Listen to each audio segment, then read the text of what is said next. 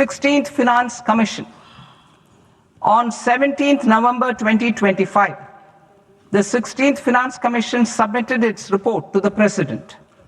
As mandated under Article 281 of the Constitution, the government is to lay the report along with the explanatory memorandum on the action taken report on the recommendations of the Commission in Parliament, which, Sir, Honourable Speaker, you've allowed me to do at the commencement of this session.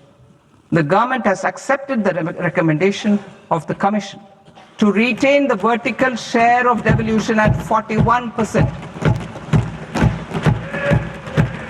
As recommended by the Commission, I have provided 1.4 lakh crores of rupees to the states for the year 2026-2027 as Finance Commission grants.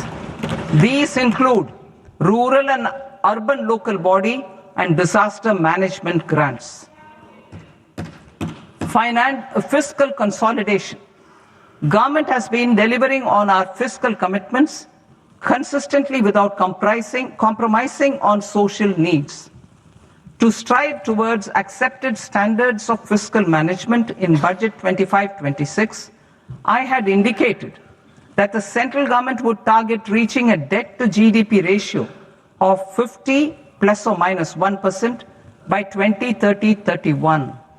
In line with this, the debt to GDP ratio is estimated to be 55.6% of GDP in BE 26-27, compared to 56.1% of GDP in RE 25-26.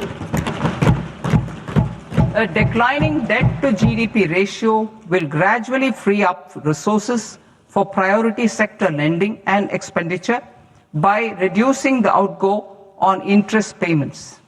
One of the main operational instruments for debt targeting is the fiscal deficit. I am happy to inform this august House that I fulfilled my commitment made in 2021-2022 to reduce fiscal deficit below 4.5% of GDP by 25-26. In RE 25-26, the fiscal deficit has been estimated at par with BE of 2025-26 at 4.4% of GDP. In line with the new fiscal prudence path of debt consolidation, the fiscal deficit in BE 26-27 is estimated to be 4.3% of the GDP.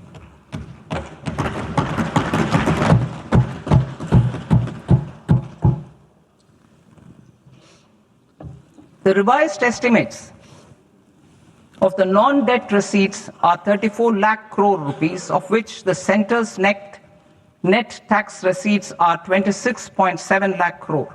The revised estimate of the total expenditure is 49.6 lakh crore rupees, of which the capital expenditure is about 11 lakh crores. Budget estimates 2026 to 2027. Coming to 26-27, the non-debt receipts and the total expenditure are estimated as 36.5 lakh crore and 53.5 lakh crore respectively.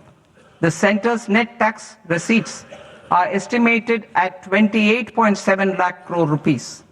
To finance the fiscal deficit, the net market borrowings from dated securities are estimated at 11.7 lakh crore rupees.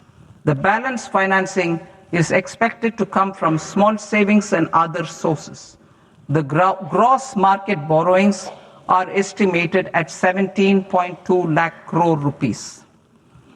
I'll now move to Part B. Part B, direct taxes.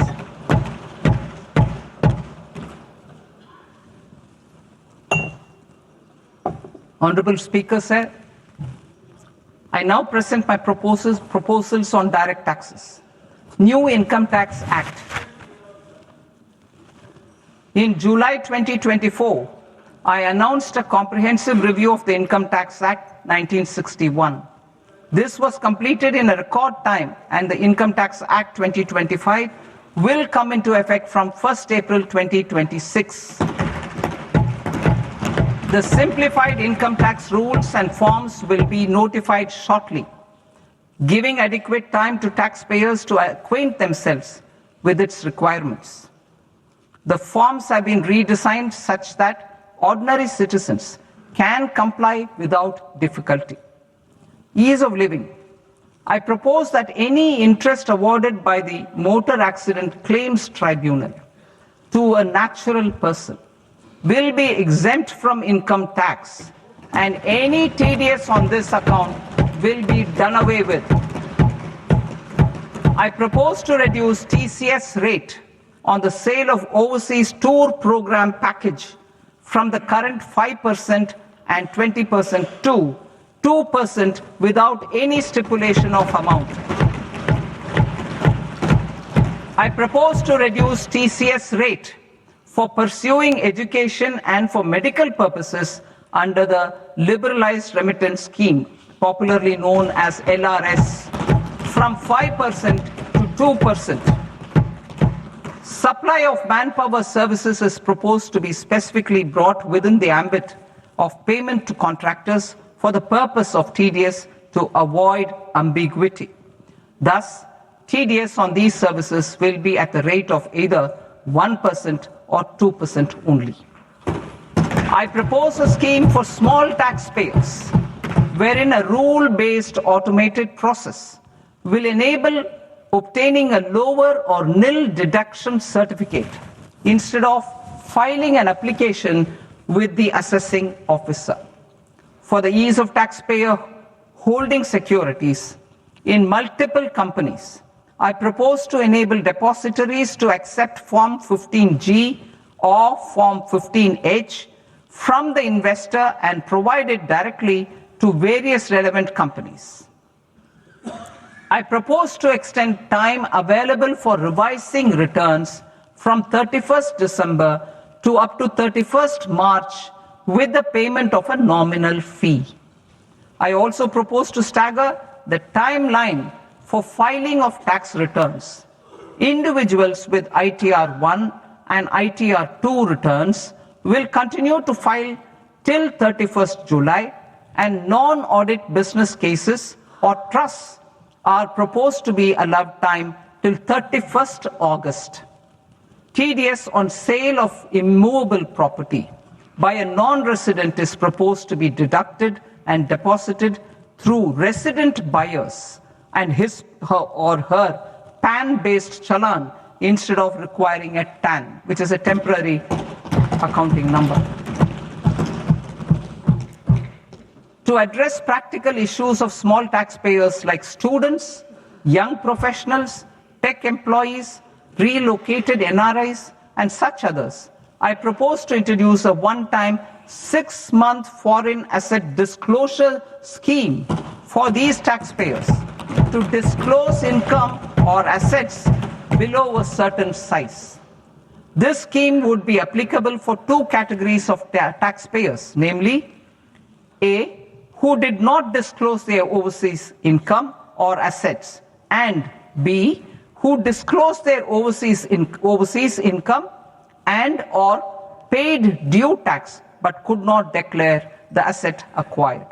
For category A, the limit of undisclosed income or asset is proposed to be up to 1 crore rupees. They need to pay 30% of fair market value of asset or 30% of undisclosed income as tax and 30% as additional income tax in lieu of penalty, and would thereby get immunity from prosecution. For category B, asset value is proposed to be up to 5 crore rupees.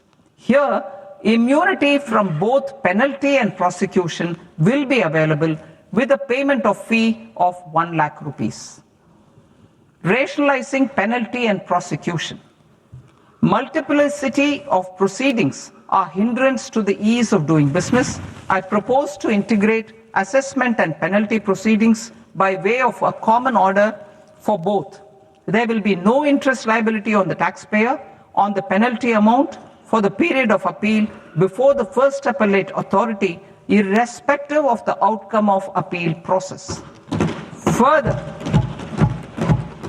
quantum of prepayment is being reduced from 20% to 10% and will continue to be calculated only on core tax demand.